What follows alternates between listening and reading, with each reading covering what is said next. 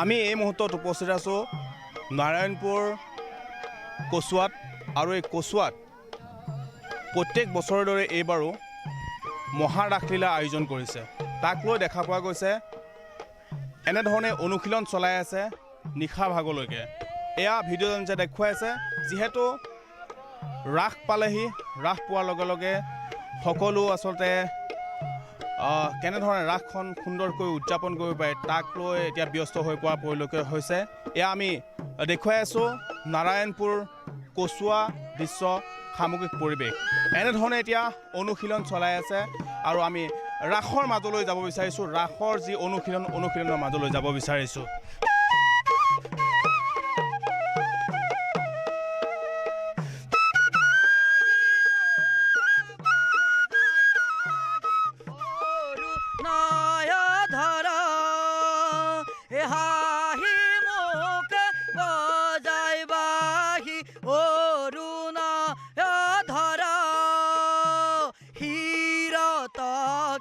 রীতি জলে আকুঞ্চিত কেশ ক্ষীরত কি রীতি জলে আকুঞ্চিত কেশ আহাকো হে বৃন্দাবনে যা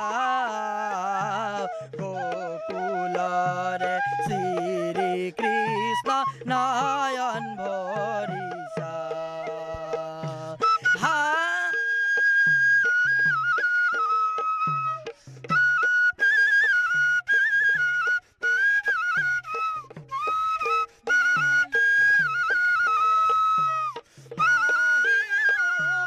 বজাইবাহি অৰুণ ধৰা হাহি মুখে বজাইবাহি অৰুণ ধৰা ক্ষীরত কি রীতি জলে আকুঞ্চিত কেশ ক্ষীরত কি রীতি জলে আকুঞ্চিত কেশ আহাকো হে বৃন্দাবনে যা গোকুলরে শ্রী কৃষ্ণ নয়ন ধরিষা গলে বন মালা লুলে দেখিতে খুবে গলে বন মালা লুলে দেখিতে খুবে পীত বস্তে খুবে আতি চামকলে বড় পীত বস্তে খুবে আতি চামকলে বড় আহাকো হে বৃন্দাবনে যাও গোকুলরে শ্রী কৃষ্ণ নয়ন ভরিষা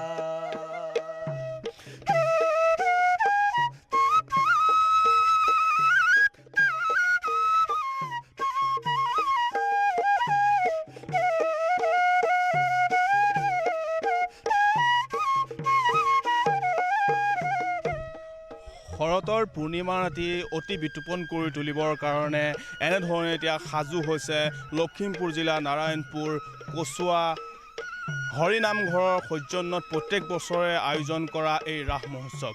আমি দেখুৱাবলৈ চেষ্টা কৰিলোঁ এই কচুৱাৰ হৰিনামঘৰ সৌজন্যত আয়োজন কৰা এই ৰাসৰ আখৰা।